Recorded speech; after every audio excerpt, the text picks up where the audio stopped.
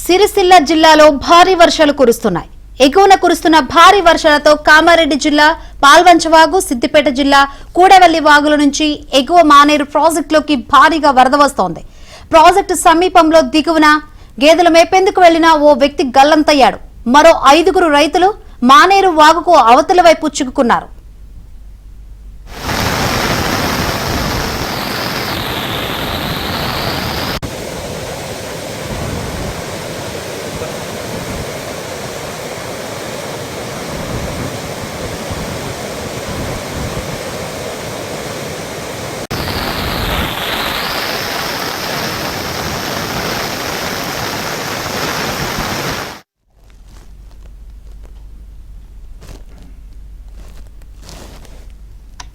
సిరిసిల్ల జిల్లాలో భారీ వర్షాలు కురుస్తున్నాయి. ఎగువన కురుస్తున్న భారీ వర్షాలతో కామారెడ్డి జిల్లా పాల్వంచవాగు, సిద్దిపేట జిల్లా కూడవల్లి వాగుల నుంచి ఎగువ మానేరు ప్రాజెక్టులోకి భారీగా వరద వస్తుంది.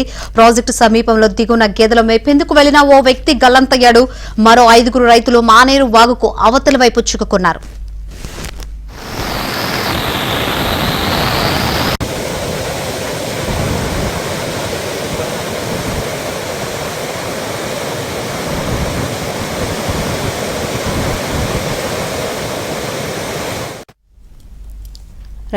రైట్ అల్పపీడన కారణంగా 2 తెలుగు రాష్ట్రాల్లో భారీ వర్షాలు కురుస్తున్నాయి. ఇప్పటికే తెలంగాణ జిల్లాలో మరికొన్ని జిల్లాలకు ఆరెంజ్ అలర్ట్ ప్రకటించారు వాతావరణ శాఖ అధికారులు.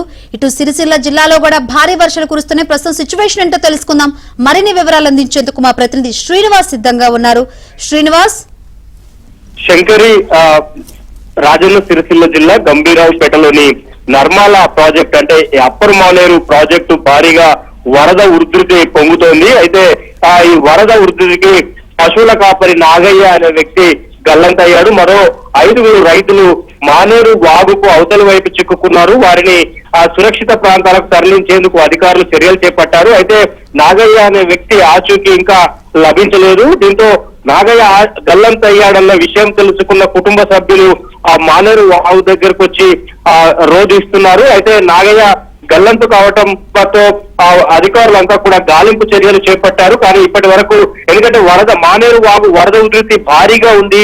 ఆ వాగు అంటే అతను కొట్టుకుపోతే అందులో గల్లంత అయితే ఎక్కడ ఉంటాడు ఏంటి అనేది కూడా ఇప్పటికీ అధికారులకైతే సమాచారం లేదు. సో నాగయ్యతో పాటు మరో 5 రైతులు స్వామి, నరసింహులు, మహేష్ వారి కోసమైతే అధికారులు గాలింపు చర్యలు చేస్తారు. అంటే వారిని సురక్షిత ప్రాంతాలకు తరలించే ప్రయత్నం అయితే చేస్తున్నారు. వరద ఉధృతి ఒక్కసారిగా అంటే కామారెడ్డి జిల్లాలోని పాల్వంచ వాగుతో పాటు కూడవల్లి వాగు ఇవన్నీ కూడా పొంగుతూ ఎగువ మానేరులోకి భారీగా వరద వస్తోంది. దీంతో అప్పర్ మానేరు ఒక్కసారిగా వరద ఉధృతి పెరగడంతో భారీగా నీరంతా కూడా కిందికి ప్రవహిస్తోంది. దీంతో వరద ఉధృతి ఇంత వస్తుందని ఊహించకుండా అక్కడికి వెళ్లిన పశువుల కాపర్లు ఒక్కసారిగా వరదలో చిక్కుకున్నారు. Shankari. Right, thank you Srinivas.